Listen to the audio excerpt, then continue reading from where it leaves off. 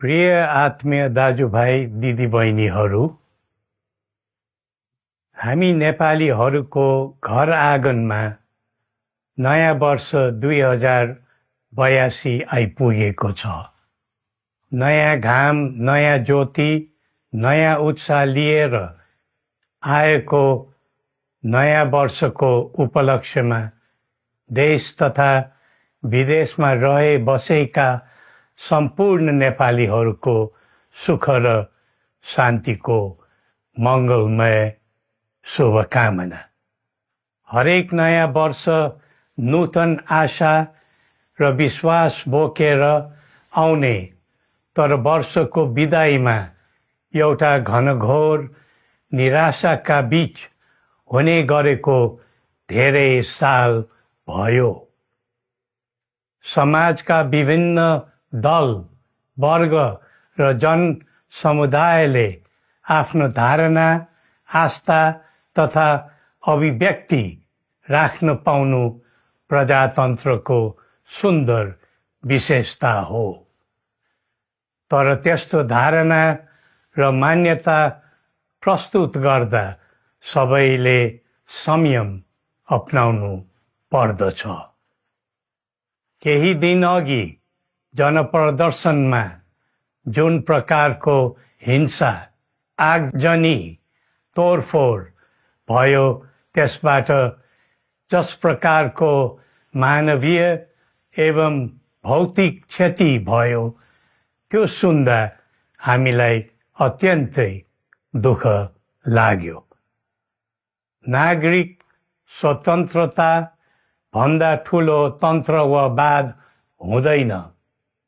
वास्तविक प्रजातन्त्र त्यहाँ हुन्छ जहाँ राम्रो, नराम्रो, जनगुनासो वा गुणगान सुन्ने परम्परा र संस्कार हुन्छ। नेपाली जनतामा देश र भविष्यलाई लिएर जुन खालको जागरुकता पैदा भएको छ, त्यसलाई हामीले सकारात्मक रूपमा लिएका छौं। वास्तवमा नेपाली जनतामा रहेको देशभक्तिपूर्ण भावना विश्वमै अनुकरणीय र अनुसरणीय छ।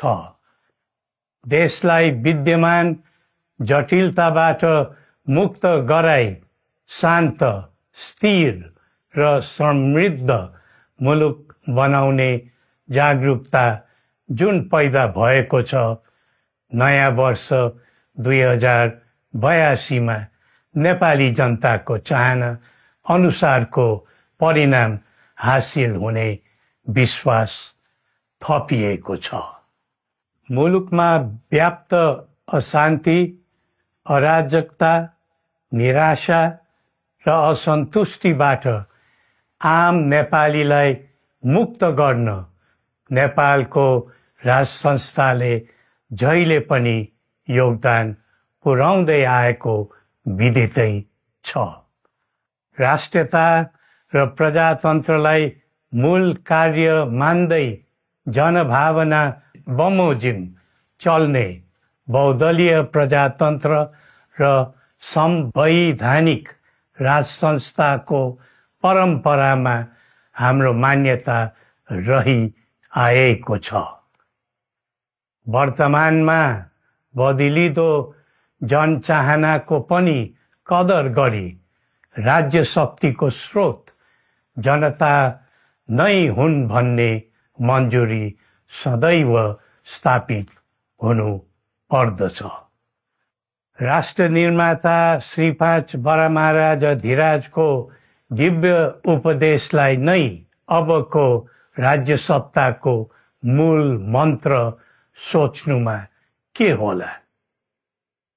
सन्तुलित कूटनैतिक सम्बन्ध र आत्मनिर्भर नेपालको परिकल्पना नै पृथ्वी पथको मूल सार हो। यही नै राजनीतिको मूलधार हुनु पर्ने हो।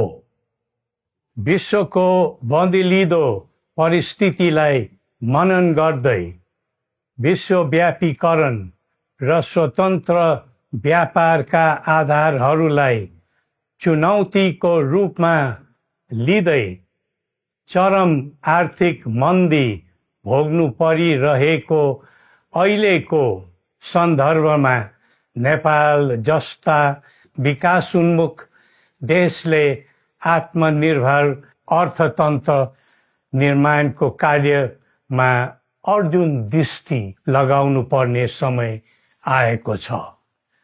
स्वदेशी स्रोत साधनको प्रयोगले स्वदेशमै उत्पादन गरी स्वदेशमै खपत गर्दै आन्तरिक अर्थतन्त्रको चक्रभित्रबाटै मुलुकको समग्र अर्थतन्त्र आत्मनिर्भर र चलायमान गराउनु पर्ने विश्व परिवेश निर्माण हुँदैछ भन्ने सङ्केतहरू देखा परिरहेका छन्। विश्वकै उत्कृष्ट यो भूमिमा बाँच्न समेत गाह्रो हुने स्थिति पैदा भएपछि बढ्दो युवा पलायनलाई रोकी युवा शक्तिको श्रम र सिपलाई स्वदेशमै उच्च उपयोग गर्नु पर्दछ। युवा स्वरोजगारको निम्ति अवसरहरूको खोजी गरी नेपालमै आय आर्जन गर्न सक्ने वातावरण तयार गर्नुपर्ने आजको पहिलो आवश्यकता बनेको छ।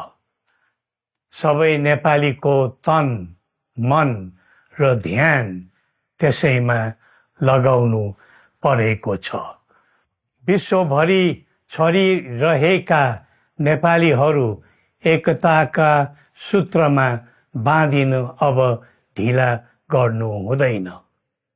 आफ्ना ज्ञान, सिप र सामर्थ्य मात्र होइन, त्यहाँ आर्जेको पुँजी, स्रोत र साधन समेत नेपालमै लगाउनु पर्दछ भन्ने भावना सबैमा जागृत गराउनु परेको छ।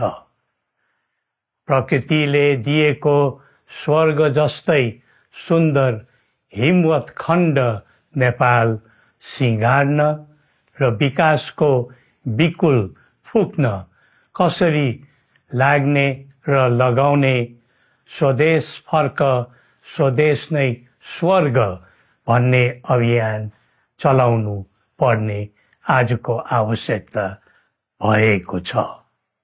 जनभावना र चाहना बुझी मुलुकको समग्र संरचनामा नै हेरफेर र सुधारका कदम चाल्नुपर्ने तथ्य स्पष्ट देखिन्छ। शिक्षा, स्वास्थ्य र दैनिक कामकाजका पद्धति र प्रणालीहरूमा आमूल परिवर्तन र सुधार गरी यिनको आधुनिकीकरण अनिवार्य भइसकेको छ।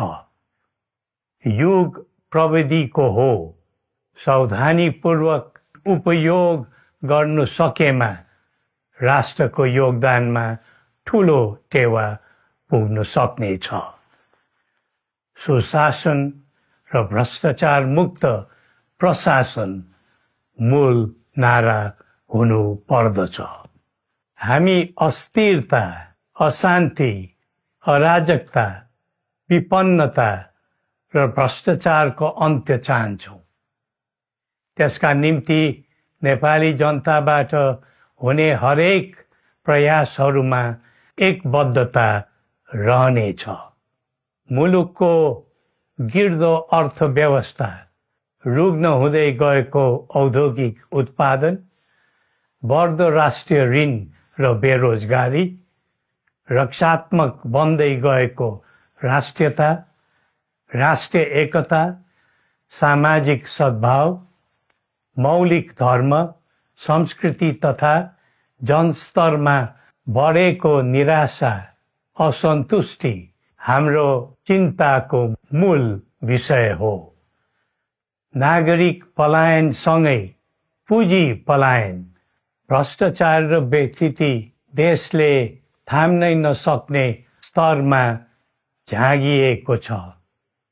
यो स्थितिमा नयाँ वर्षलाई उपलब्धिमूलक बनाउनु हामी सबै नेपालीको सामूहिक र एकताबद्ध प्रयास अपरिहार्य भएको छ। नेपाली बीच द्वन्द्व नहोस्, परस्पर अविश्वास र हिंसाको दुःखद मनोस्थिति नबनोस्, देशवासीहरू कुनै पनि नाम र न्युहुमा ध्रुवीकृत नबनुन् भन्नेतर्फ हामी सदैव सचेत र संवेदनशील छौं। नेपालीको एकतामा नै नेपालको भविष्य निहित रहेको यथार्थलाई हामीले आत्मसात गरेका छौं। सबैले यही वास्तविकतालाई आत्मबोध गर्नुपर्दछ भन्ने ठान्दछौं।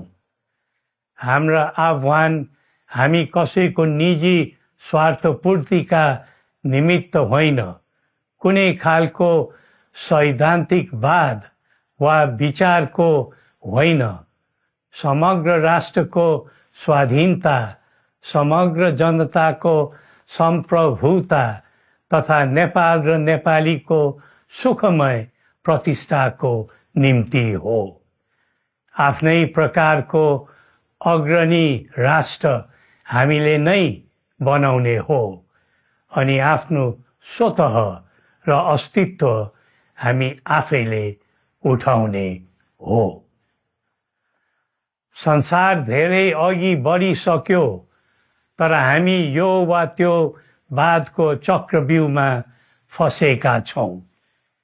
नेपाल आमालाई केन्द्रमा राखेर हाम्रा विचार बन्नुपर्छ, हाम्रा कदम चल्नुपर्छ। हरेक समस्याको समाधान संवाद, सहमति, समन्वयन र सहकार्यबाट हुन सक्छ। आगामी वर्ष नेपाली इतिहासको स्मरणीय र सुनौलो सम्झना बन्नुपर्छ र बनाउनु सकिन्छ भन्ने विश्वास हामीले लिएका छौं। नयाँ वर्षले नयाँ आशा, उमङ्ग र उत्साह ल्याओस् अनि नेपालीको सुनौलो भविष्यको सुनिश्चितता होस्। श्री पशुपतिनाथले हामी सबैको कल्याण गरून्। जय नेपाल।